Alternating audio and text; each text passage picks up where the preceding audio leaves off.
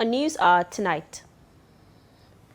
Motorist traders urge fast track of Abuja-Kefi Road project. National Assembly moves to establish peace panel on Rivers political standoff. 6 killed as gunmen launch fresh attack in Plateau. And on the foreign scene, Port Sudan hit by drone strikes for third day amid worsening conflict. Hello and welcome to News Hour on Trust TV. I am Dorcas Yakubuzala. Motorists and business owners along the Abuja-Kefi Road have commended the ongoing road construction project, but are appealing to the federal government to ensure its accelerated completion. They say the road, which serves as a major link between the FCT and Nasarawa states, holds significant economic value, and delays are already affecting livelihoods and public health. Abubakar Galadima reports.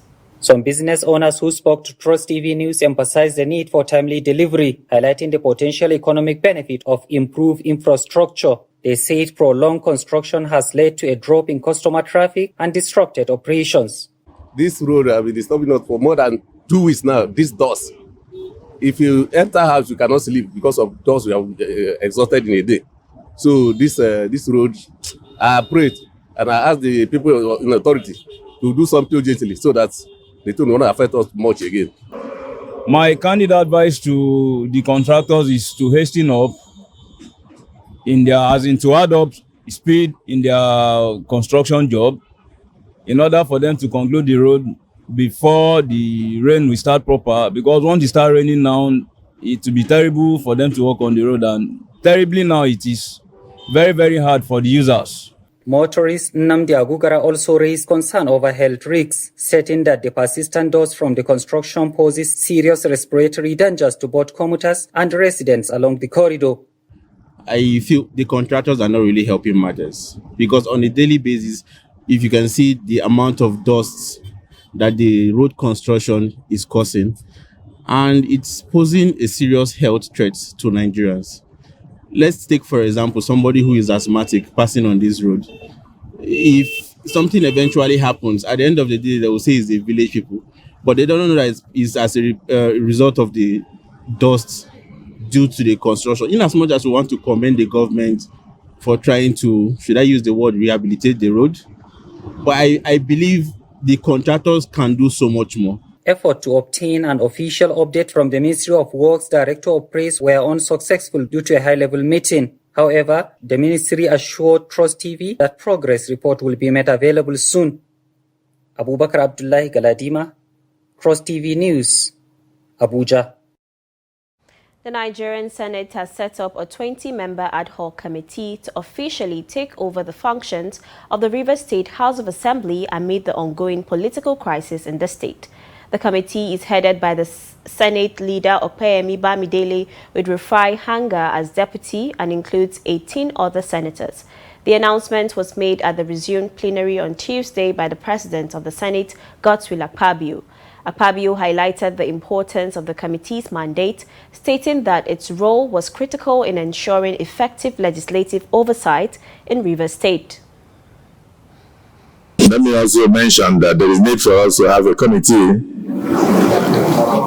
just like the House of Representatives has done, the leader of the Senate, to oversight the functions of the administrator of Rivers State and the Rivers State government under emergency rule. So the chairman of that committee will be Sir distinguished Senator Michael Opeyemi Bamidele, the Senate leader, and the deputy chairman will be distinguished Senator Rufai Hanga. The Benue State House of Assembly has passed a resolution calling on the Speaker, Hyacinth Dajo, to disregard the summons from the National Assembly Public Petition Committee. The Assembly argues that the summons contravened the Constitution of the Federal Republic of Nigeria 1999 as amended. The Benue legislature also called on the National Assembly caucus from the state, both at the Senate and House of Reps, to come for proper engagement with the House to ascertain why the state is portrayed in bad light at the National Assembly. Majority Leader of the Benue State House of Assembly, Sate Teaser, said that the notice sent by the National Assembly is out of ignorance because the Benue Assembly is not answerable to the National Assembly, saying Section 101 has given the House the powers to legislate on its business without external control. We were so embarrassed by that summit. And we told the world clear that our operations are based on the Constitution of the Federal of Nigeria, 1999. And as a federal state, our Constitution is written. When you say written, it's rigid. It's not unwritten like Britain, where Parliament has supreme power over everything. So in Nigeria, the Constitution is written and it must be practiced according to the words of the Constitution. By the 1999 Constitution, even the Section 88 report, it is based on the items they have powers of organization. And the government department or whoever, they have powers to appropriate the process of the.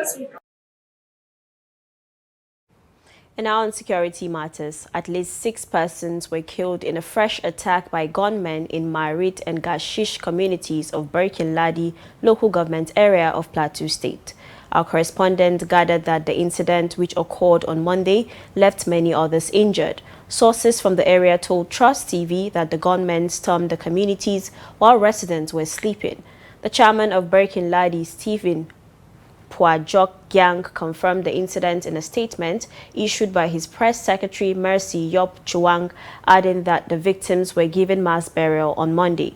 The statement said the council boss had condemned the attacks and called for proactive measures to prevent further bloodshed in the area and the local government at large. Security agencies, including Operation Safe Haven, a security task force maintaining peace in the state, and State Police Command are yet to issue statements regarding the development as at press time. Governor Umar Bago of Niger State has announced a revision of the curfew hours imposed on the movement of motorcycles and tricycles within the Mina metropolis. In a statement signed and released by the Chief Press Secretary to the Governor, Ibrahim Bologi in Mina on Monday, Bago said the new curfew hours would be from 8 p.m. to 6 a.m. Bago on April 29th issued an executive order imposing a 6 p.m. to 6 a.m. ban on the movement of commercial tricycles, popularly called keke napep, and motorcycles, explaining that most of the people who perpetrate crimes in the state capital exploit the use of tricycles and motorcycles to rob unsuspecting citizens while wielding dangerous weapons, including guns, knives, daggers, among others. He said the adjustment was made based on security updates received from the State Security Committee. Bago assured the people of Niger that his administration will continue to engage with the Security Committee to assess the effectiveness of the curfew and make further adjustments as necessary. The Nigerian Senate has resolved to convene a 2-day National Security Summit in Abuja in response to escalating insecurity across the country. This decision followed a motion by Senator Jimoh Ibrahim, who emphasized the urgent need to review Nigeria's security strategies amid rising global and domestic threats, including conflicts like the Russia-Ukraine war and economic tensions involving the U.S. and China. The summit aims to bring together delegates from federal, state, and local governments, as well as traditional rulers, to develop comprehensive solutions to issues such as banditry, kidnappings, and terrorism. While some senators expressed skepticism about the summit's effectiveness, the majority supported the initiative after a voice vote, with the President of the Senate, Godswill Akpabio, recommending a 2-day duration instead of the initially proposed 3 days. The event is expected to serve as a platform for broad-based dialogue and actionable recommendations to address Nigeria's persistent security challenges. The Senate notes with concern the high level of global insecurity which is arising due to the events in Russia and Ukraine and the increasing problem created by the global north and the response from the global south, which include enhancing food insecurity and addressing sustainable development goals. The security agencies lack collaboration and lack intelligence gathering, because most of the attacks need to be tracked and need to be foiled before even the attacks came. Mr. President, what we need is not security summit. We need to discuss with the service chiefs here in this chamber, one by one. Those in support that the Senate should be in the forefront of convoking a national security summit with a view to discussing the entirety of the security situation in the country, profiling solution, and at the same time rejigging the security architecture to enable us save the lives and properties of our citizens and give them hope and an opportunity to bring their inputs. Say aye. Those again say nay. The ayes have it. Now, away from security matters, the Federal Executive Council, FEC, has approved a Nigeria First economic policy targeted at prioritizing the use of locally manufactured goods and services in all government procurements. Information Minister Muhammad Idris revealed these on Monday while briefing newsmen at State House Abuja after the Federal Executive Council meeting. The policy will soon be backed by an executive order. Kehinde Amodu reports. The Nigeria First policy comes amidst economic reforms being pushed by the Tinubu administration, including subsidy removals, a new foreign exchange regime, and efforts to restore investor confidence. By making local content central to government spending, the administration hopes to drive job creation, industrial growth, and sustainable economic development. The policy means Nigeria comes first in all procurement processes, meaning that no foreign goods that are already produced locally will be procured without a clear and justified reason. Now, this seeks to foster a new business culture that will be bold, confident, but also very, very Nigerian. And it aims at making government to invest in our people and our industries by changing how government spends money, how we procure, and how also we build our economy. Going forward, Nigerian industry will take precedence in all procurement processes. The Bureau of Public Procurement has been directed to revise and enforce fresh guidelines to favor local manufacturers and service providers. It has also been directed to create what is called a local content compliance framework for all government procurements. The BPP has also been directed to deploy all procurement officers from the MDS. All the procurement officers posted to MDS will be reverted to the Bureau of Public Procurement as the line agency without jeopardizing possibility of efficiency. Also on Monday, the federal government formally ratified and adopted a new roadmap for the Nigerian electricity supply industry. Minister of Power Adebayo Adelabu explained that the National Integrated Electricity Policy will replace the National Electric Power Policy of 2001.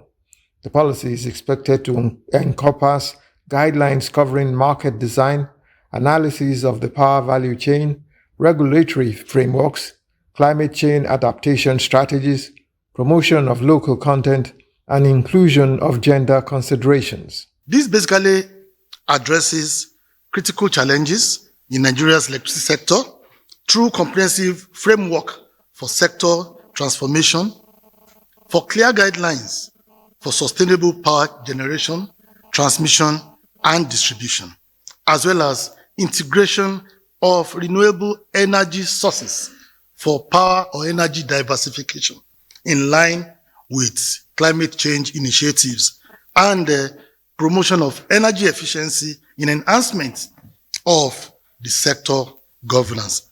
Meanwhile, before the Federal Executive meeting commenced, President Bola Tinubu swore in Chairman of the National Assembly Service Commission, Dr. Saviour Enyekere, 12 commissioners and 2 permanent secretaries. The sworn-in commissioners will each serve a renewable 5-year term. From State House, Abuja, Kehinde Amodu, Trust TV News.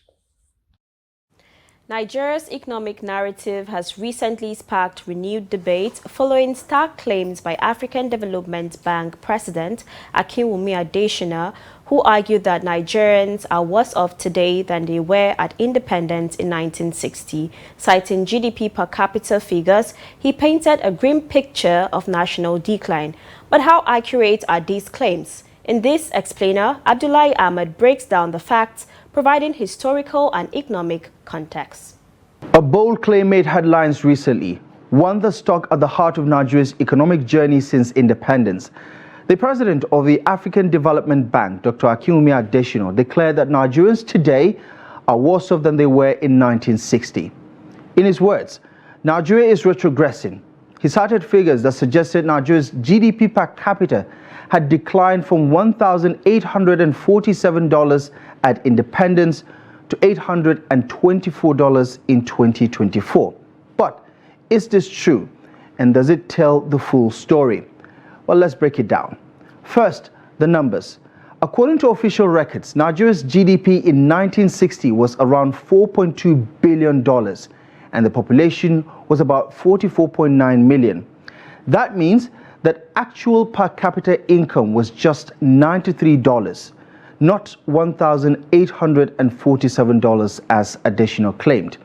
In fact, Nigeria's per capita income did not surpass $1,800 until the early 1980s during the oil boom. It peaked at $3,200 in 2014 after the economy was rebased. By 1985, 25 years after independence, GDP per capita stood at roughly $868. It rose to $2,120 by 2010 and now stands at $824, according to current estimates. On the surface, that may suggest a decline, but economic well-being is not just about GDP per capita. And to really understand the change in living standards, we have to take a look at what money could buy. That's where inflation and exchange rates come in. In 1960, the exchange rate in Nigeria was at $1 to 71 kobo. By 1980, it was at $1 to 54 kobo. And in 1990, $1 was exchanged at 6 naira 89 kobo. And by 2000, it had jumped to 98 naira 35 kobo per dollar. Today, it is well over 1,000 naira to the dollar. So, while $93 in 1960 might sound small, it has significantly more purchasing power than $824 today. But inflation adjusted, that 1960 per capita income of $93 would be around $935 in today's money. That still suggests a slight decline, right? Well, not so fast. GDP per capita is a blunt instrument. It doesn't account for wealth distribution, income inequality, or the size and strength of the informal economy, which in Nigeria is massive. It ignores quality of life improvements. Consider this. In 1960, Nigeria had fewer than 20,000 telephone lines. Today, over 200 million mobile lines are in usage, with widespread access to internet and digital banking. In 1960, many rural areas had no electricity, limited schools, and virtually no modern hospitals. Today, while far from perfect, Nigeria has thousands of primary, secondary, and tertiary institutions, public and private hospitals, road networks, rail services, and access to global technology. It is also worth noting that in 1999, Vodacom's consultants advised against entering the Nigerian market, citing GDP metrics that suggested Nigerians were just too poor to afford GSM services. MTN disagreed, entered the market, and now boasts of over 84 million subscribers with trillions in revenue, defying GDP-based predictions. So, are Nigerians really worse off? Dr. Adeshino's emotional argument will definitely resonate with those facing daily hardship, but it doesn't capture the complexity of Nigeria's socioeconomic evolution. The poverty rate is high. Insecurity, inflation, poor governance have stifled economic growth. According to the World Bank, 75.5% of rural Nigerians live below the poverty line. Nearly half the population lacks access to basic sanitation, and 39.4% have no electricity. But comparing today's Nigeria to that of 1960 requires more than just GDP figures. It demands a look at access, opportunity, infrastructure, and resilience. By that measure, Nigeria has made progress, albeit uneven and challenged by mismanagement and poor policy choices. Yes, poverty persists. Yes, inequality is real. But saying Nigerians are better off in 1960 when life expectancy was under 40 and basic services were nearly non-existent simply doesn't hold up to scrutiny. In the end, economic progress isn't a straight line. It certainly isn't captured by one statistic. The price of tomatoes has skyrocketed in Jos, the Plateau State capital, 2 months after it plummeted. Trust TV gathered that tomatoes were sold for between 2,000 naira and 3,000 naira in various markets across the state around February and March, but the price has recently gone up. Ado Musa completes the report. At the Paringada market, a popular perishable market, a medium basket of tomato is sold for between 17,000 and 14,000 naira, depending on the quality of the product.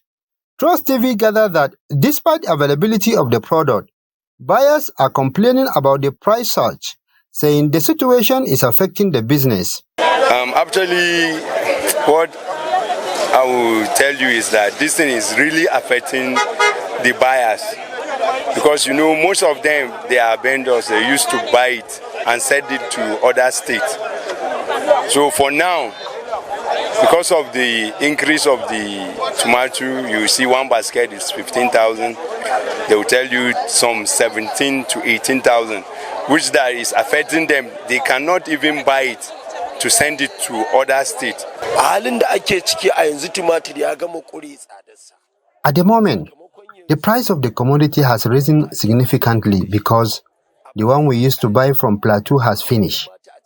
We are not happy with the price now because any slight changes would cost us huge amounts of money. Besides that, due to the hike in price, the gain is insignificant.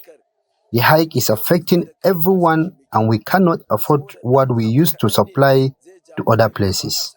Some farmers who brought their commodities to the market said, though they are not happy with the situation, they have no choice but to sell the products at the current price. We are not happy that the price is increasing by the day because things are very difficult in the country. We buy things like fertilizer, petrol to water the farm as well as farm inputs at very high prices. So, we just have to sell it at the current price. Before now, the price of the tomatoes was very low, which also affected us as farmers. Now that the price is high, we are happy because the price of the fertilizer and insecticide are very high too. Musa Ubali, the Secretary Tomato Market, explained the sudden increase in price of the commodity. There is many problem of total saluta that no raffle tree destroyed the farms, and secondly lack of adequate rainfall lead to the inadequate production of the tomatoes. Because of those factors, look to the problem. There is inadequate production of tomatoes is limited. This far from the last month that the production is high. There is availability of water supply, and there is a maximum chemical for the control of the pest. Earlier, we normally said the tomatoes at the lower price, like 2,000, 3,000, because of the production is too high. Whether it's good or bad, they normally bring it to the market. But now, the production is limited because of the factors and lead to the higher of the price. The demand is very high and the production is very low. Stakeholders said the market currently depends on supply from outside the state. Adomusa, Trust TV News, Jos. The United Nations Children's Fund has said Nigeria now stands as a country with the highest burden of malnourished children in Africa. The international agency disclosed this on its website on Tuesday, saying only 2 out of every 10 children affected currently have access to treatment. It said with an estimated 2 million children in Nigeria suffering from severe acute malnutrition, the world's most populous black nation has the second highest number of stunted children in the world. UNICEF described malnutrition as a direct or underlying cause of 45% of all deaths of under 5 children. It explained that exclusive breastfeeding rates had not improved significantly over the past decade, with only 17% of babies being exclusively breastfed during their first 6 months of life. It further explained that states in northern Nigeria were the most affected by the 2 forms of malnutrition, stunting and wasting. This is News Hour on Trust TV. Coming up ahead. Abuja drivers doubt viability of CNG fare slash despite federal government assurances. More news when we return. Do stay with us. Welcome back from the break. In case you're just joining, this is News Hour on Trust TV. Let's take a look at our top stories again. Motorists traders urge fast track of Abuja Kefi Road project.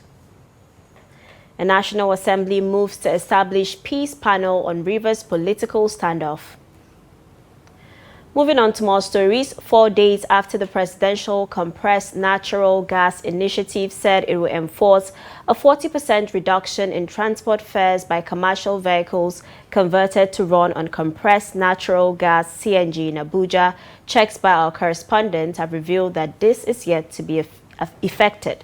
This is because prices have remained unchanged at a particular park visited by our crew. Noel Sampson has more.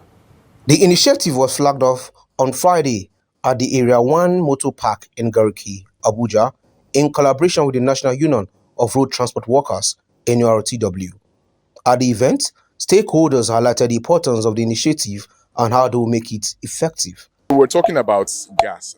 Let's say non-availability of gas. There is availability of gas. What we have is Nigerians have taken CNG by the bullhorns. They're very interested. So conversion has gone on very well. Of course, the gas is different to just petrol stations. So the infrastructure has lagged a little bit. But we have currently now in Abuja, there are 10 stations. Passengers have the ability to report non-compliance. In short, we plead with passengers to please assist us in making sure that the task force also succeed in their job. We have a customer service number, PICNG customer service number. If you are at the park here, you can also report to the chairman, the leadership, NURT chairman, leadership here in the park that this so people or so vehicle number this is not complying with this. And part of our strategies are vehicles that have been converted. We have a price tag written on the vehicles so that you as a passenger, if you are going to Gwagwalada Nyanya, you will notice that this vehicle is being converted and this is the price tag. 4 days after the initiative was flagged off, Trust TV visited Nyanya Maraba Park, Unit 4 branch, Utaka Abuja. While here, we discovered that the prices are still the same for both cars using CNG and those using fuel. Some drivers and park officials gave reasons why the price has not reduced. Yes, people where then they use day, and we whenever they use we day. Yes, for now they carry the same price though. Some passengers they always even say any motor where carry CNG, they will not even enter. They used to say it here since when that explosion for Nyanya. Many of them they use that complaint here. I convert my motor in the name of CNG. Just I may enter when I go find CNG to buy. I no see it buy it. Like as you see this cane for my hand now, I was going to go and buy. I wanted to go and buy fuel before you people called me.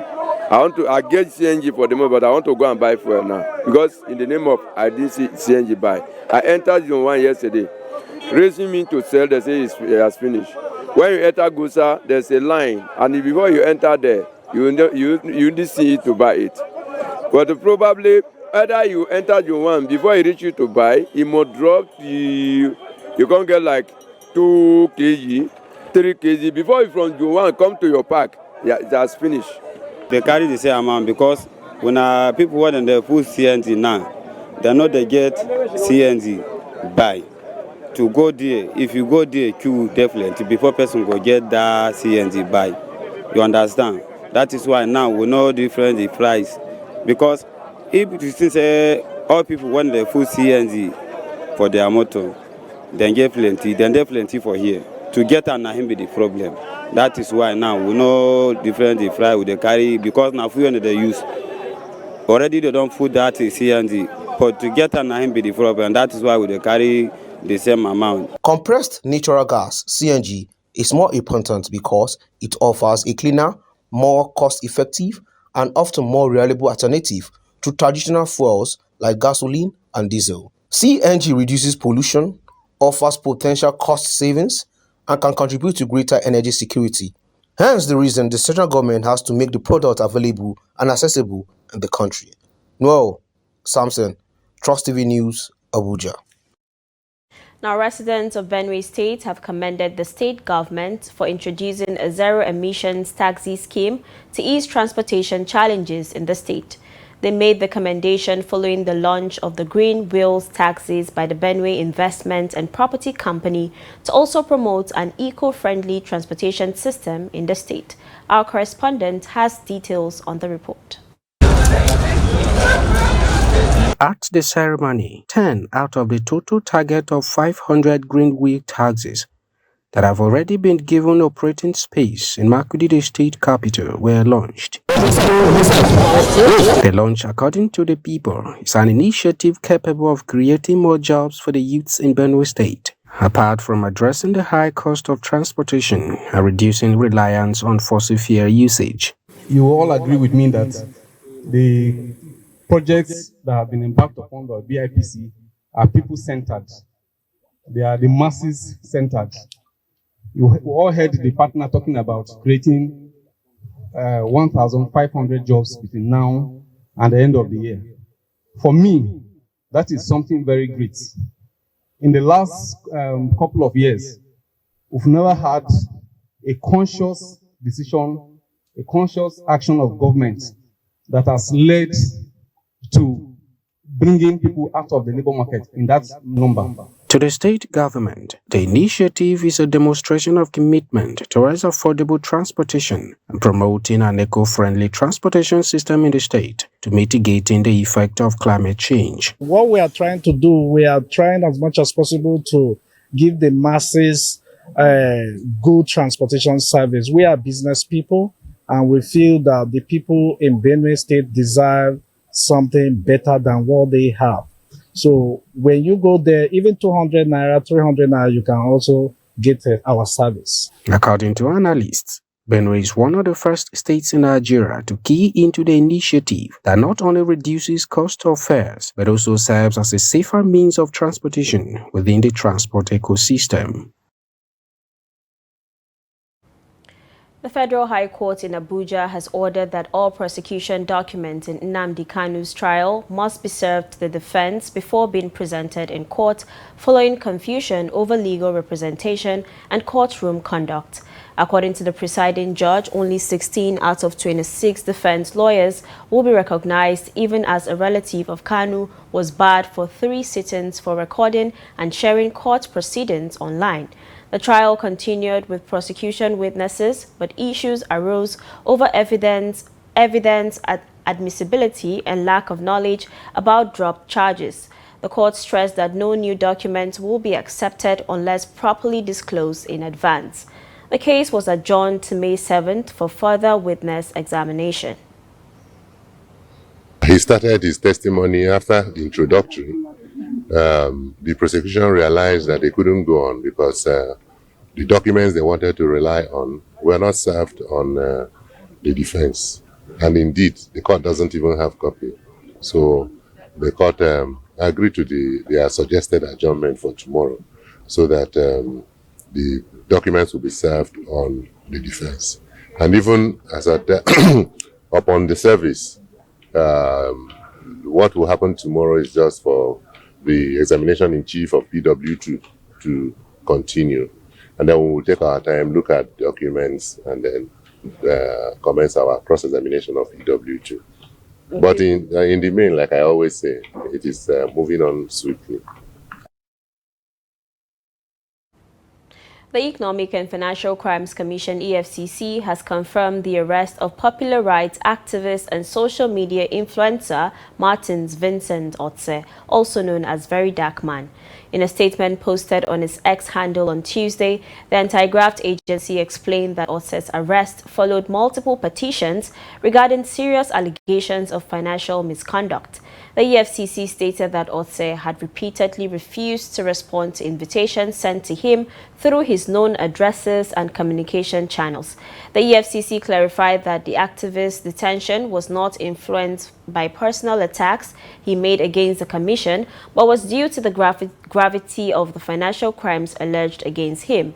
The agency emphasized its lawful rights to hold Otse in custody and reiterated that it had obtained the necessary remand order for his detention. However, the EFCC confirmed that Otse had been offered administrative bail and would be released once he meets the required conditions. Adamawa State Governor Ahmadu Umaru Fintiri has undertaken an inspection tour of major ongoing infrastructure projects within the state capital. This includes the construction of a modern stadium, the flyover at the Welcome to Yola Junction, and a new state-of-the-art shopping complex. Gibson Sawadugo reports. At the site of the modern stadium, Governor Fintiri expressed satisfaction with both the quality and momentum of work being carried out. He acknowledged that while there were initial delays, they were due to an expanded project scope aimed at delivering a world-class sports facility. The governor revealed that upgrades such as the addition of spectator canopies and other structural enhancements were integrated into the design to meet FIFA standards and eliminate the need for future overhauls.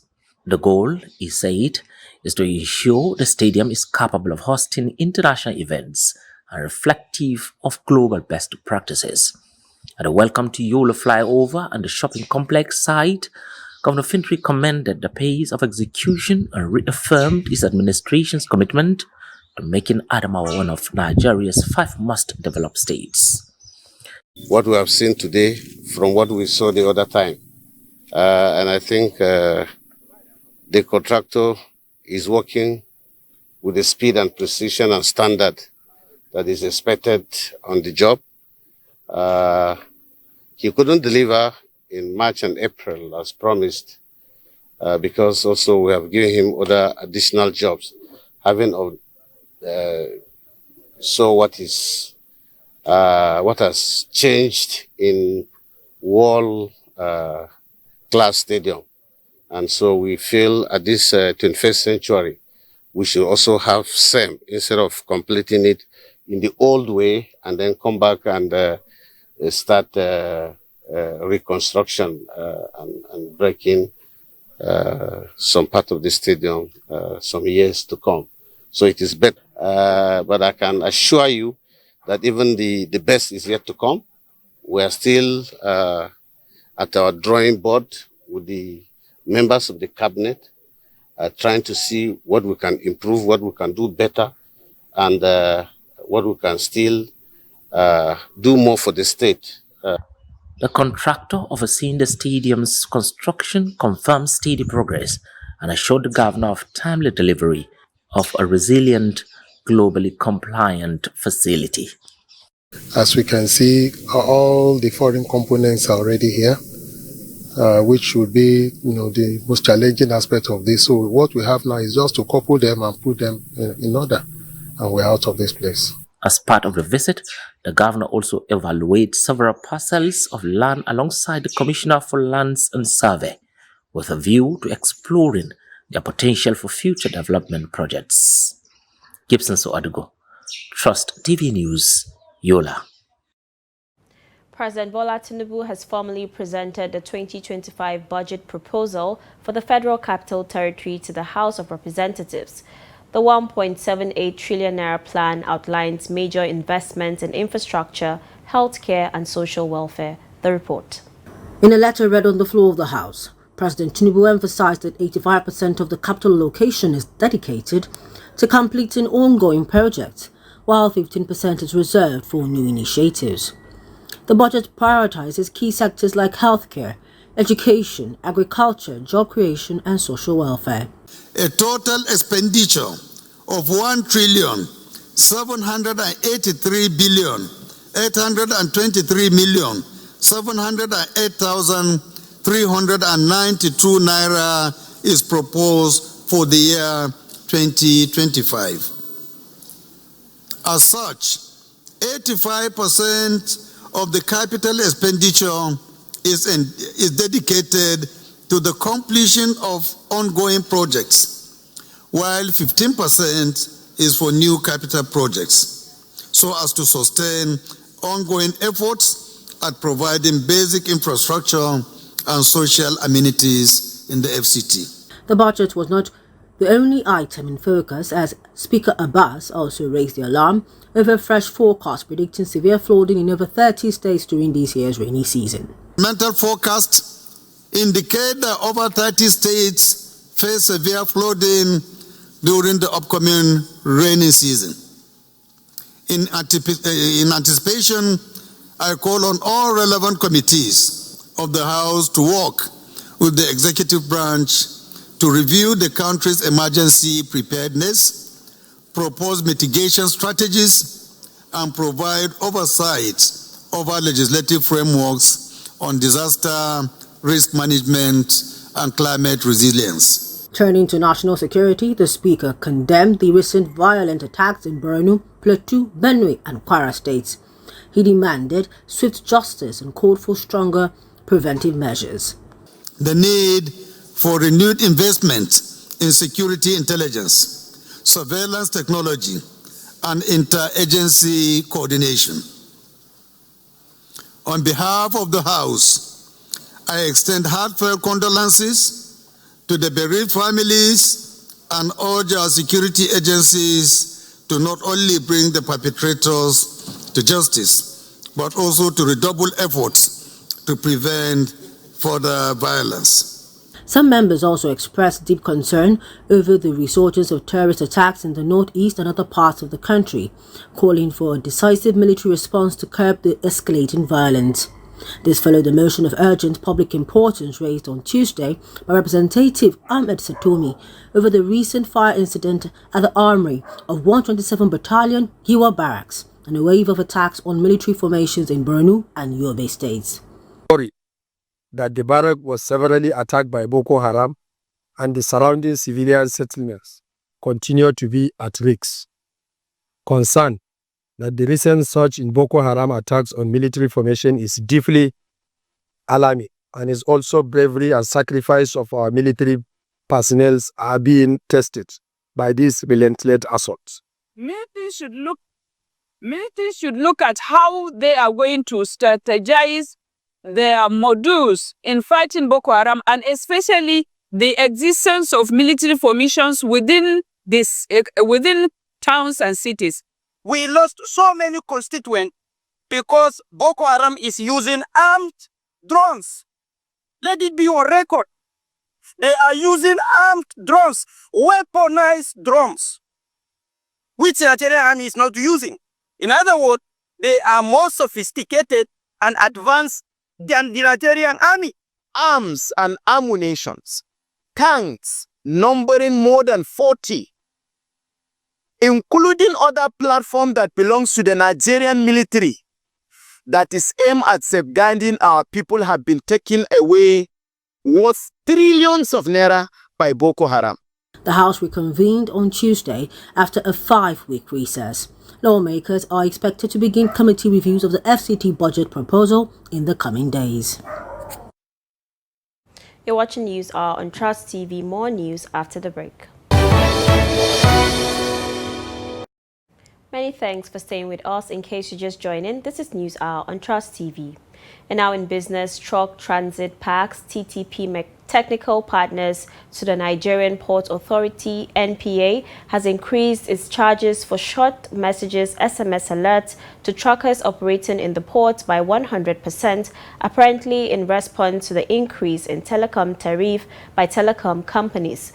In a notice to maritime stakeholders, the management of TTP operators of the electronic call-up system said SMS alerts remain an important way to stay informed and in control of a trucker's activities. Speaking, General Secretary of the Association of Maritime Truck Owners, Amato Sani Muhammad, said he would not want to be dragged into the situation, adding that some banks have also increased their SMS alerts from 4 naira to 6 naira.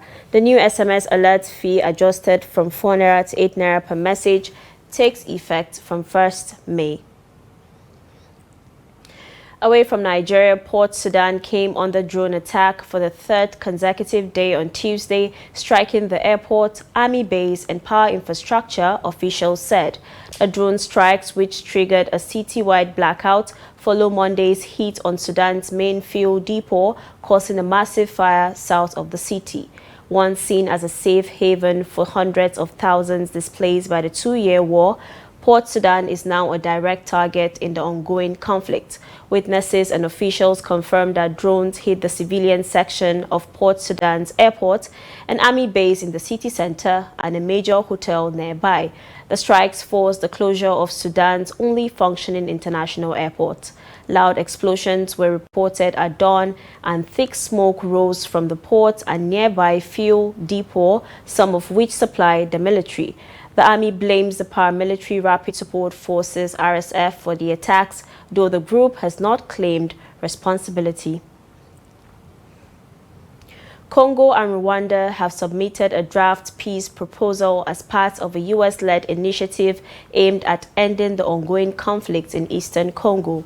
U.S. President Donald Trump's senior advisor for Africa and Middle East, Massad Boulos, announced the receipt of the drafts from both nations, calling it an important step towards peace.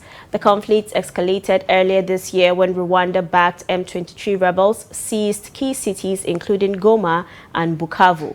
The fighting has resulted in approximately 7,000 deaths and displaced over 7 million people, exacerbating one of the world's largest humanitarian crises. The peace proposal is seen as a pathway to unlock substantial Western investment in the region's mining sector. Rwanda's foreign minister stated that negotiations for a final peace agreement will continue later this month, with hopes that the president of Rwanda and Congo will sign the accord by mid-June at the White House in the presence of President Trump and regional leaders. Canadian Prime Minister Mark Carney visited the White House on Monday in the midst of a growing trade dispute, delivering a pointed message to President Donald Trump. Canada would not cede sovereignty under economic pressure. The meeting came as the U.S. Federal Reserve kicked off a 2-day policy session, with analysts widely expecting a continued pause in rate hikes, pending clarity on the economic fallout from Trump's escalating tariff regime. It was actually very effective, and it's still very effective, but people have to follow it. So, that's been a problem. People haven't followed it. But it was a transitional step a little bit, and as you know, it terminates fairly shortly. It gets renegotiated very shortly. But I thought it was a very positive step from NAFTA. NAFTA was the worst trade deal in the history of our country, probably in the history of the world. And this was a transitional deal, and we'll see what happens. We're going to be starting to possibly renegotiate that if it's even necessary. I don't know that it's necessary anymore, but it served a very good purpose. And the biggest purpose it served is we got rid of NAFTA. NAFTA was a very unfair deal for the United States. Very, very terrible deal. It should have never been made. It was made many years ago, but it should have never been made. It's now time to join Kabir Lawal for the latest in sports. The Chief Operating Officer of the Nigerian Premier Football League (NPFL), Davidson Owumi, said preparations are at advanced stage to organize an outstanding and colorful trophy presentation ceremony for recently emerged Championship Remo Stars. According to Owumi, a joint team of NPFL and Remo Stars management have been putting finishing edges to the plan. He noted that there is a slight adjustment to the kick-off time of the match day 37 fixture between Remo Stars and Ikorodu City. The match, earlier scheduled to kick off at 4 p.m., has been brought forward to 3 p.m. on Saturday, May 11, 2025. Still on sport news, Abeokuta, Nigeria has been selected as the new host city for the third edition of the CAA African Under-18, Under-20 Combined Championship from 16 to 20th July 2025. The Biennial Junior Athletics Championships is expected to draw more than 500 young competitors from the continent to the West African nation. A statement released by the Confederation of African Athletics CAA announced that the Council Congress and the third CAA African Under-18 and 20 Combined Championships scheduled to take place in Oran, Algeria, will no longer take place in that country for various reasons. That's Sport News. I am Kabir Lawal.